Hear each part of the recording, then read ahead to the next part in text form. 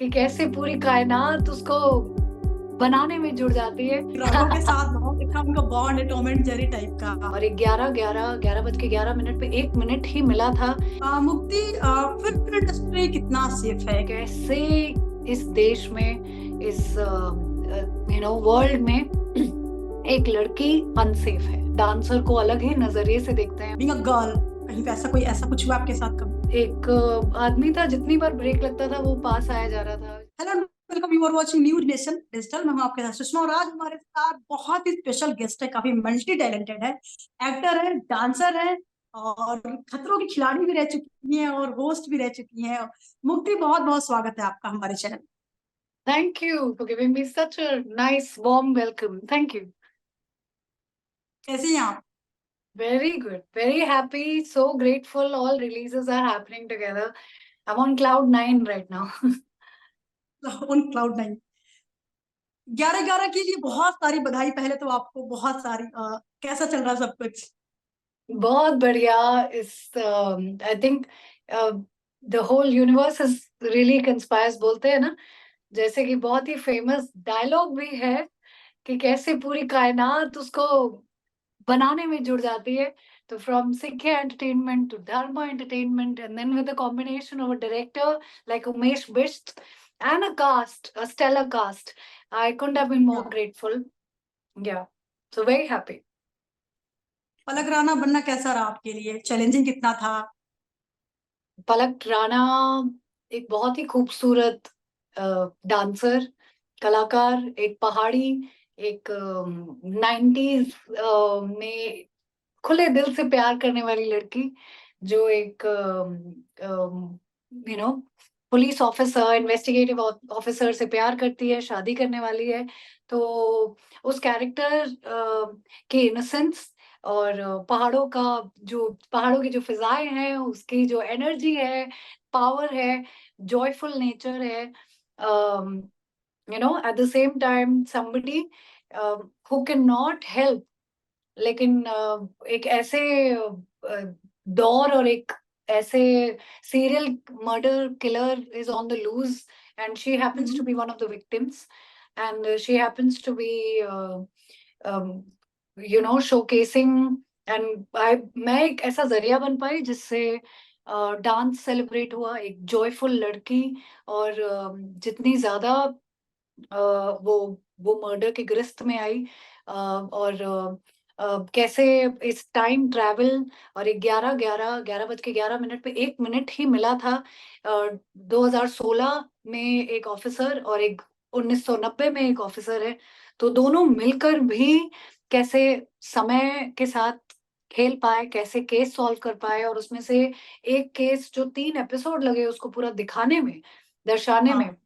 और एक जो पर्सनल एंगल था धैर्य कारवा ने जो कैरेक्टर प्ले किया, शौर्य। हाँ, तो in the story I think it became a very strong, you know like a main conduit. देखा जाए तो मतलब इतने अच्छे से उन्होंने दर्शाया कि कैसे, कि जो इतने प्यार में है, जो इतने जॉयफुल है, जो अपना independently, she is also so progressive, उस जमाने के हिसाब से भी she was so progressive, but unfortunately her fate had some other plans, and कैसे उसको बचाने की कोशिश के बावजूद भी वो कैसे नहीं बच पाई। लेकिन उमेश सर ने बहुत अच्छे से मुझे एक बार बोला अच्छा, था मुक्ति कि, क्या बोला हाँ था? जी, हाँ, कंटिन्यू कंटिन्यू। हाँ, कुछ कह रहे थे आप?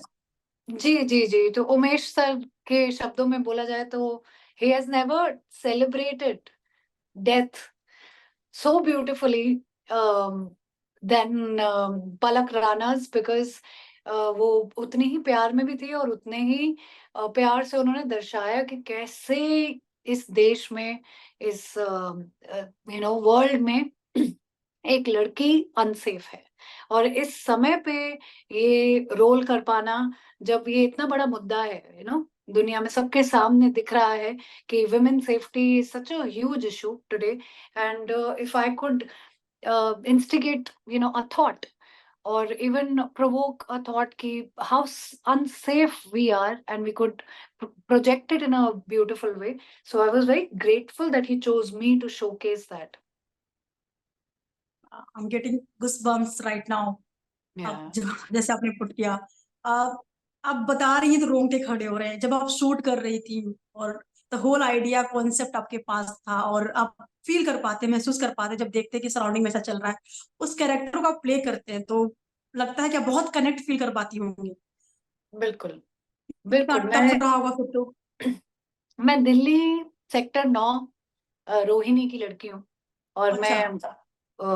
हम घर में 4 बहनें हैं, और हमेशा मैंने सुना है कि अंधेरा होने से पहले घर आ जाना और कैसे अपना ध्यान रखना है, और एक डांसर होने के तौर पे भी किस तरीके से डांसर को अलग ही नजरिए से देखते हैं, उनकी ट्रेनिंग, और कैसे we consider our bodies as temples, and या to not have that freedom, safety, I had a responsibility to showcase that no matter how strong you are, but कुछ चीजें हैं जो हमारे कंट्रोल के बाहर है, और उसको दर्शाना और उसको एक विक्टिम को प्ले करना, एक एक तो मेरे लिए मैं अपने आप को बहुत स्ट्रांग मानती हूँ, and I am constantly when I am faced with, मतलब जब मैं अपने जिंदगी में, जब निजी तौर पे जब भी मैं देखती हूँ कि कभी भी मजबूर हूँ, या फिर मैं एक विक्टिम के तौर पे अपने आप को कभी भी नहीं देखना चाहती हूँ, तो मुझे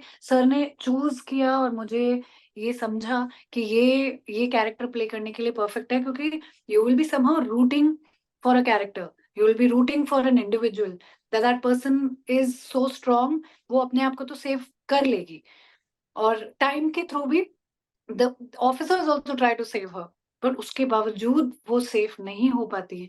तो कितनी ग्रेव है ये सिचुएशन, कितनी मतलब एक पूरे सिस्टम को बदलना जरूरी है, नजरिए को बदलना जरूरी है।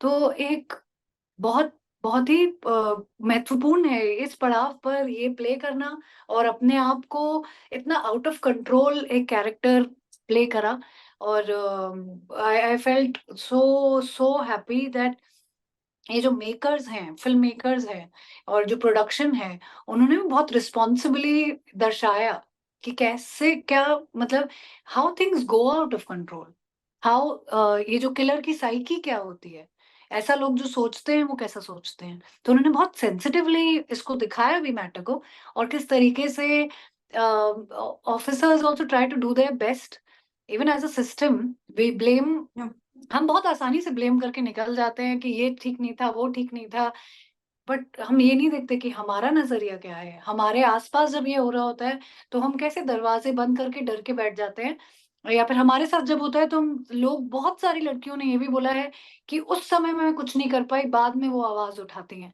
लेकिन उस समय आवाज उठाना कितना जरूरी होता है ना। तो आई थिंक वो एक समय आ गया दूसरों के लिए है। आवाज उठानी बहुत जरूरी है। बिल्कुल। मुक्ति, आप दिल्ली में रही हैं, आप या फिर आप ऐसे फील्ड में हैं कि आपकी कोई टाइमिंग एक शेड्यूल नहीं हो सकता। खैर, अब तो हम उस मुद्दे पे भी बात नहीं करेंगे कि दिन क्या रात क्या, मतलब वर्क प्लेस है, आप कैसी जगह पे हो मैटर ही नहीं करता, अब तो जैसी घटनाएं हो रही हैं। तो मुक्ति, कभी ऐसा कुछ ऐसा हुआ है कि आपको लगा होगा कि आप बिल्कुल हेल्पलेस फील कर रही हो, बीइंग अ गर्ल, कहीं पे ऐसा कोई ऐसा कुछ हुआ आपके साथ कभी?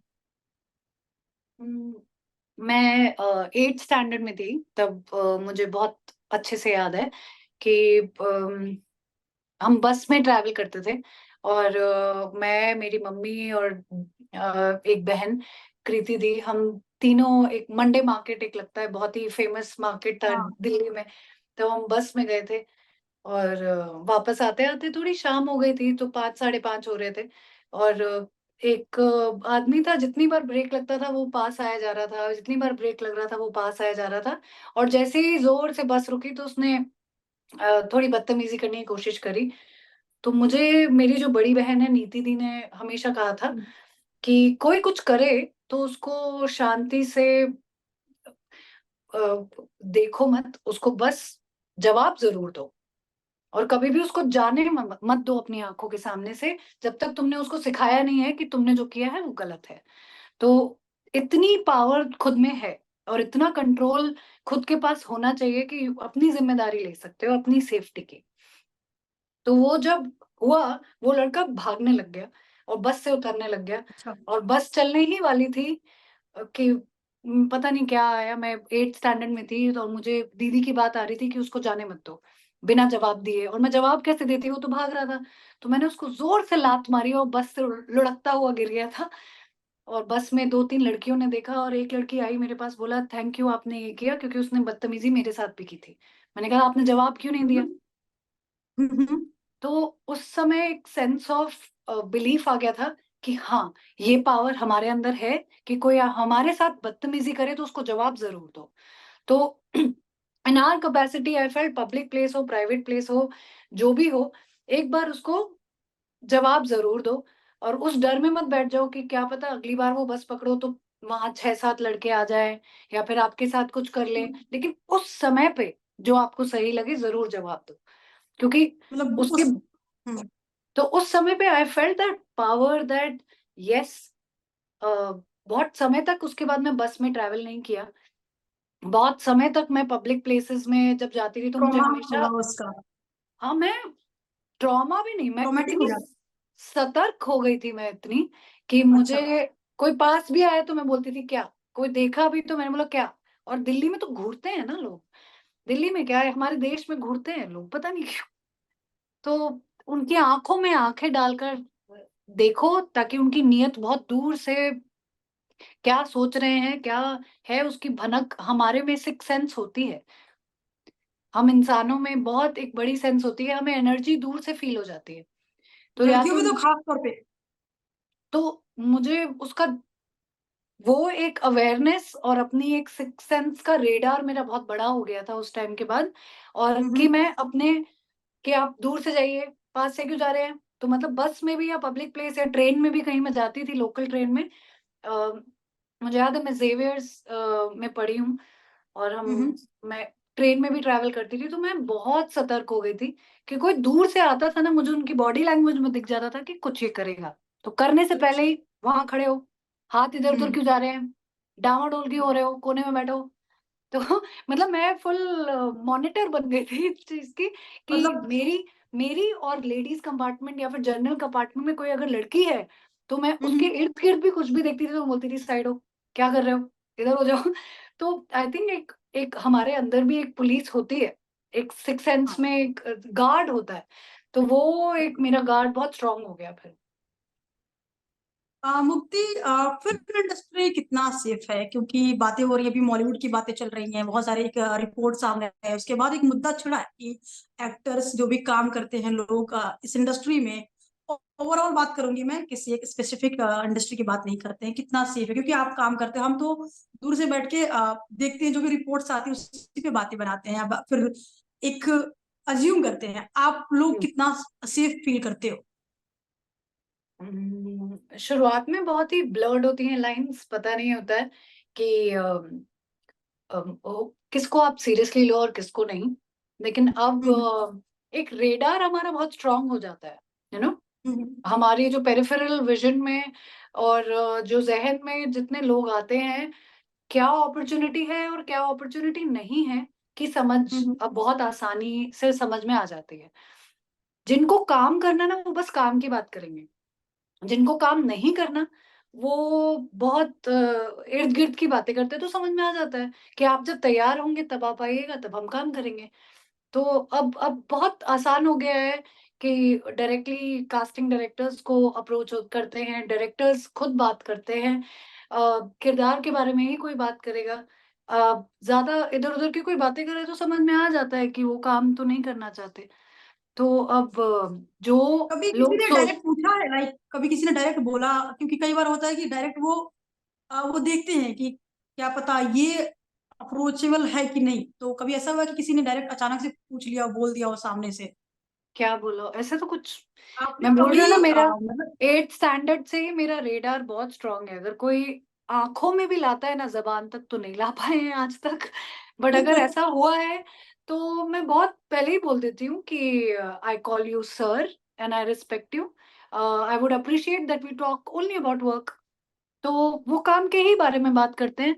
ये हमारी जिम्मेदारी है, हम how we want to be addressed, be it a man और अ वुमन, यू नो, दोनों कि भी। आप आपको पता है कि आप क्या करने आए हो। अगर किसी और चीज में अगर मैंने अपना वक्त जाया किया तो मैं काम नहीं कर पाऊंगी। तो मैं बहुत ही I am very strict about what I give my focus and time and attention to. वरना मैं जहन में भी नहीं रखना चाहती हूँ कि कुछ और चीज के बारे में बात हो। तो वो बहुत ही मतलब आप मुद्दे ने लाइन ड्रॉ कर ली है, वो लाइन आप लोग हाँ आपने वो ड्रॉ की लाइन। और शायद हाँ घर में बहनें हैं, बड़ी बहनें हैं, उनसे आपको बहुत पावर मिलता होगा स्ट्रॉन्ग, क्योंकि पूरे घर में आप देखिए तो फीमेल पावर ही है, बहुत जी स्ट्रांग है। तीनों का बॉन्ड है जो भी, चारों का बॉन्ड, सॉरी सॉरी, जी जी चारों का बॉन्ड जो भी है बहुत स्ट्रांग है। और बहुत पसंद कर रही, मैंने बताया अपने कलीग्स को कि I am going to interview Mukti, तो बहुत बोल रहे थे कि अच्छा उनसे राघव और उनको लेकर सवाल करना, क्योंकि राघव के साथ बहुत अच्छा उनका बॉन्ड है, टॉम एंड जेरी टाइप का।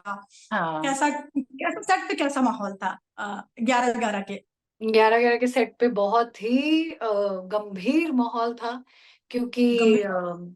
हाँ, क्योंकि क्लॉक टावर में शूट करना, पब्लिक ट्रांसपोर्ट में शूट करना, केम्प्टी फॉल मसूरी में शूट किया, सारी पब्लिक प्लेसेस में ये सीरियल किलर का केस था।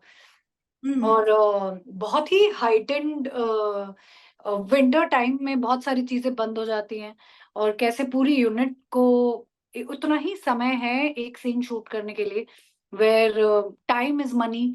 तो उसकी जो वैल्यू आर्टिस्ट को निभानी पड़ती है ना, साथ में मिलके टीम मेंबर्स के साथ। और अकेले आप एक्टर की तरह कुछ कर नहीं सकते हो। आपकी लाइटिंग, आपको किस एंगल पे शूट कर रहे हैं, आपका जो कैरेक्टर सामने से अच्छे से डायलॉग डिलीवर करता है, आपकी परफॉर्मेंस, इतने फैक्टर्स पे निर्भर करती है कि एक नेचुरल रिस्पेक्ट आ जाती है काम करने के लिए। और सही एनर्जी के साथ आप जाते हो सेट पे और काम करते हो। तो उस टाइम पे आई थिंक गुनीत मोंगा, अचिन जैन की जो ये सिक्ख्या एंटरटेनमेंट की यूनिट है, और जो क्रिएटिव डायरेक्टर मनप्रीत ने भी जो समा बांधा था सेट पे, और इवन टेक के बाद जब हम मिलते थे, खाना खाते थे, मजे करते थे, और उस पे भी ना कमराडरी बहुत हमारी, बहुत ही जुड़ी हुए थे हम लोग, और बहुत प्यार से और बहुत ही लगन से ये सीरीज बनी है। मतलब डे नाइट दो दो यूनिट ने काम किया है, दो टाइमलाइंस पे सेम लोकेशन पे शूट हुआ है।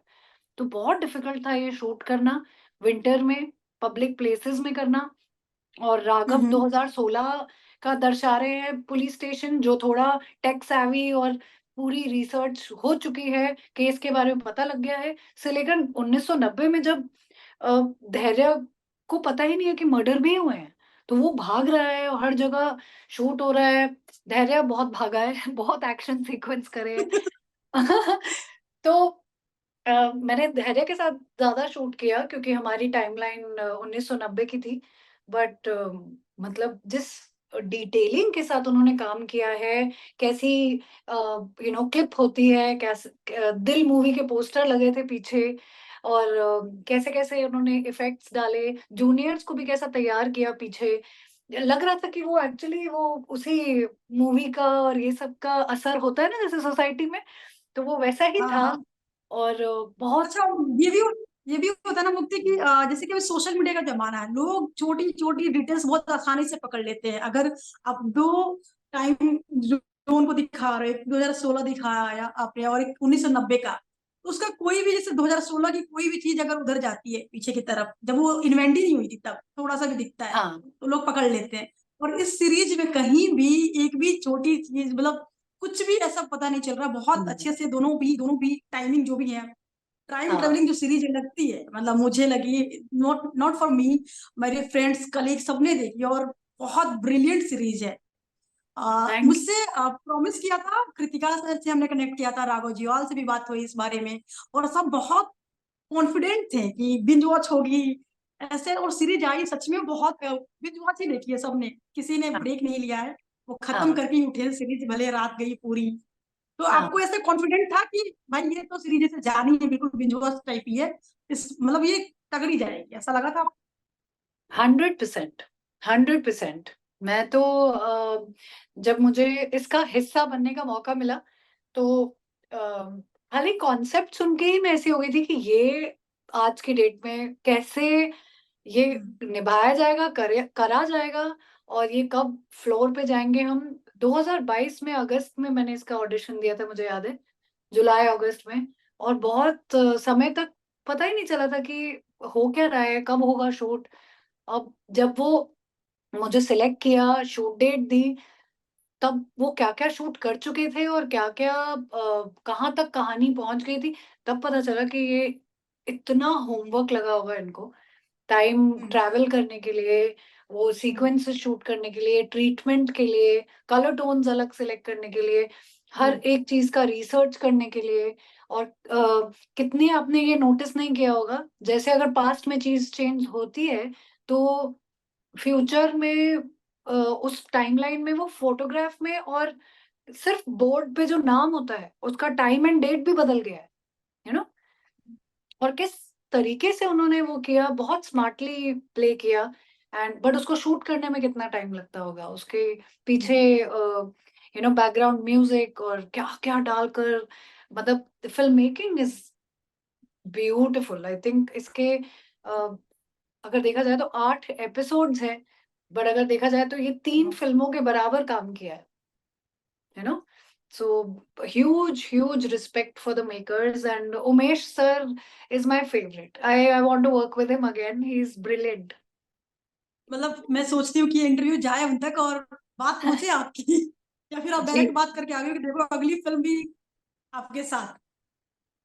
I hope. बात अच्छा, आपका जो कैरेक्टर है पलक राणा का, तो पलक भी डांसर है, आप आप भी प्रोफेशनल डांसर हो, तो कैरेक्टर क्या डायरेक्टर साहब ने कैरेक्टर आपको देखने के बाद लिखा, कास्ट करने के बाद, की बाद में कास्टिंग हुई है, क्या था? नहीं नहीं, उसकी कास्टिंग आई थिंक वो ही देखकर की जा रही थी कि कौन डांसर है डांस, जो एक्टिंग कर सकती है। तो तो यहाँ पे तलाश, हमारी मल्टी टैलेंटेड मुक्ति मिली उनको, उनको मुक्ति मिल गई। उसको मुक्ति मिली कि उन्हें मुक्ति मिली, मल्टी हाँ, टैलेंटेड डांस कर सकती नहीं, हैं। इवन कास्टिंग के लिए I really want to thank casting bay, Anmol Ahuja, Kritarth Sethi, even Manpreet जो क्रिएटिव डायरेक्टर है। मनप्रीत ने तो डे 1 पे मुझे डायरेक्ट फोन करके बोला था कि ये कैरेक्टर में मुझे आप ही दिख रहे हो, तो आई होप आप अच्छा काम करो ऑडिशन में, क्योंकि अगर ऑडिशन अच्छा हुआ तब हम आगे बात करते हैं। फिर उसके बाद कुछ महीनों तक बात नहीं हुई, तो मुझे लगा शायद मेरा ऑडिशन नहीं अच्छा लगा कि क्या हुआ। और मैंने कभी पूछा नहीं कि क्या हुआ क्या हुआ, बट अपने आप डायरेक्ट कॉल आया जनवरी में कि हम 1 हफ्ते में शूट कर रहे हैं, ये आपकी टिकट से आ जाइए। मैं कहा हाँ। मैं कहा अभी मुझे और क्या सीन्स है, मुझे सिर्फ ऑडिशन का सीन पता है। कहता है वो सब बता देंगे, आ जाओ। तो I think I love the confidence that they had in me. And वो ऑलरेडी कितनी चीजों से जूझते हैं ये करते हुए, वो मुझे समझ में आया। पहले 2 एपिसोड ऑलरेडी शूट हो रहे थे वहां पे, मैं सेट पे ही सबसे मिली हूँ, और राघव को तो बताने, हम दोनों सेम सीरीज कर रहे हैं। अच्छा, मतलब राघव को पता ही नहीं था? नहीं, मुझे लगा कि मतलब पहले से आप लोग जानते हो तो पता होगा कि देखो साथ में कभी वादा किया होगा कि साथ में हमने रियलिटी शो होस्ट किया और साथ में सीरीज करेंगे, तो साथ में करते स्क्रीन शेयर करते हैं ऐसा, मुझे ये नहीं, लगा। काश काश ही पता होता। लेकिन फियर फैक्टर, दिल है हिंदुस्तानी, और अब 11-11, एक अलग ही जर्नी आई थिंक मेरी राघव के साथ है। And from dancer to a stunt woman and stunt man to a host, and now acting together, एक ऐसी ट्रेजेक्टरी पे हम दोनों का करियर जा रहा है कि now people are calling us that wow, ये इतना ही अच्छा एक्ट भी करते हैं जितना अच्छा डांस करते हैं। डांस, तो we are very very proud. And हमने एक दूसरे को ये कॉल करके बोला भी है कि तेरे भी 3 रिलीजेस आ रहे हैं, मेरे भी 3 रिलीजेस आ रहे हैं। And I'm so happy that he proved himself, and for many years, he kept aside um, that want to prove himself and this and that, and he was working I think underground, और actors का काम होता है ये, जब तक काम दिखता नहीं है बाहर, उसके बारे में आप बात भी करोगे तो लोगों को कैसे समझ में आएगा कि क्या चल रहा है आपके अंदर, यू नो। तो बट हमें पता था कि वो पता कौन चल गया आप सबको, किल के बाद राघव के बारे में पता चल गया, और आपके बारे में भी पता चल गया कि हम्म, मुक्ति जितनी ब्यूटीफुली डांस कर सकती है उतनी सीरियस होके वैसे एक्ट कर सकती है। मुक्ति को क्या पसंद है? अगर मुक्ति के सामने एक डांसिंग का करियर रखा जाए, एक एक्टिंग का, तो मुक्ति किसे चुनेगी? How can you ask my body to stay away from the soul? अब मैं एक ही चीज है ये। मैं हम्म, अपने बॉडी से कोई कहानी बताती हूँ तो अपनी आवाज से और अपने विश्वास से एक्टिंग करती हूँ। तो आई थिंक इन दोनों का कॉम्बिनेशन है कि एक समझ है, एक रिस्पॉन्सिबिलिटी है, और सबसे ज्यादा इम्पोर्टेंट चीज ये है कि एक ऐसे समय पे मेरी करियर की शुरुआत हुई थी जब ऑडियंस को एक मीडियम मिलता था नए चेहरे, नया टैलेंट एक्सेप्ट करने का रियलिटी हम्म, शोज के थ्रू। हम्म, अब उसके जरिए जब लोगों ने मुझे सराहा, मुझे जिताया, मुझे वोट दिया, तो आई हाँ, थिंक अब एक मेरी रिस्पॉन्सिबिलिटी है that I genuinely give them something so unique and create my own filmography that they could be proud of me and they could be proud of the fact that उन्होंने एक ऐसी लड़की को support किया जो stunt भी कर सकती है, कॉमेडी भी कर सकती है, होस्ट भी कर सकती है। सब कर सकती है। तो I I always wanted to do something new, और वो न्यू करना और न्यू का सक्सेसफुल होना, वो दो बात होती हैं। But I was able to do both, which I think it is only because audience ने सपोर्ट किया, फिल्म मेकर्स ने ऐसे ऑफर्स दिए, वरना ये हम्म। कैसे पॉसिबल होता। तो आई एम वेरी फॉर्चुनेट। मुझे वेडिंग वेडिंग स्टोरी कैसे चल रही है? पर्सनल वाली भी और प्रोफेशनल वाली भी, वेडिंग स्टोरी कैसी चल रही है आपकी? पर्सनल तो इतनी ब्यूटीफुल है ना, touchwood, I am so happy that I have a companion that I can share anything with, and he can share anything with me, and hmm, it's a very beautiful start to celebrating each other, you know, being proud of each other, helping each other। हमारे कोई भी scenes आते हैं, हम एक बार पढ़ते हैं, एक दूसरे की तैयारी कराते हैं, मजा करते हैं उसमें एक दूसरे का। तो एक ये एक नजरिया मिलना बहुत अपलिफ्टिंग है, it's really beautiful. And if you talk about a wedding story film, I am very proud of the fact that ये एक ऐसी फिल्म है जिसका मेंशन गरुड़ पुराण जैसे टेक्स्ट में है, which is dated thousands of years ago, and पंचक काल में, और उसको टालना, उसके समय को समझना, और एक ऐसी माइथोलॉजिकल सेट पे ऐसा प्रेमाइस है, और वो इतनी आज की फिल्म है कि इतनी खुशी के मौके पे, जब आपकी शादी है, उसी मौके पे इतनी बुरी खबर मिले है, तो how will you live the best and the worst time of your life, you know.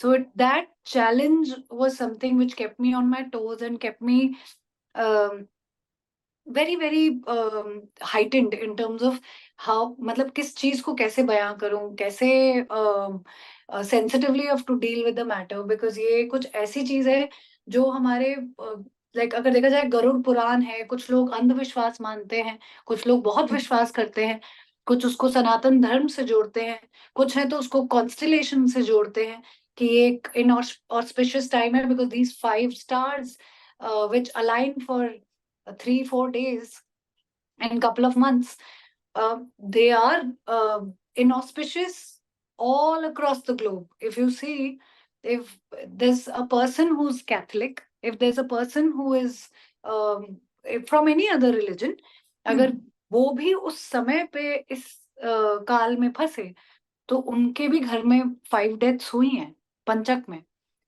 तो एक ऐसे प्रमाइस में एक यू नो कोई विश्वास अगर नहीं करता तो उस पे क्या बीतती है, उसके परिवार पे क्या बीतती है, तो उसको दर्शाना और उसको एक थिएट्रिकल रिलीज भी करना, I think it's a very big success for the film industry also, because इस इंडस्ट्री में independent film makers, original story writers को भी वेलकम किया जा रहा है, और हम जैसे कलाकारों को भी लोग देखना चाह रहे हैं थिएटर में। और बिल्कुल। कोई, और एक कोई दायरा नहीं है कि ये ओटीटी है और ये फिल्म है, लोग कहानी कहानी के तौर पर देखते हैं। तो अभी कंटेंट ही किंग हो गया है अब। बिल्कुल। कंटेंट ही किंग है, भले वो कोई मीडियम कोई भी हो। मुक्ति के लिए कौन सा प्लेटफॉर्म ज्यादा मायने रखता है? लाइक सिनेमा, ओटीटी या टीवी? क्योंकि आपने सफर तो तीनों में किया है। सो मेरे लिए मीडियम कोई मायने नहीं रखता। मेरे लिए मीडियम अपनी परफॉर्मेंस पे मैं कैसे उसको दिखाऊं, दर्शाऊं, क्योंकि मेरे पास 2.5 आवर्स हैं अपने कैरेक्टर को जमाने के लिए। तो मैं कैसे एक्ट करूंगी, और अगर मेरे पास 7-8 आवर्स हैं तो मैं कैसे उसको दिखा पाऊंगी।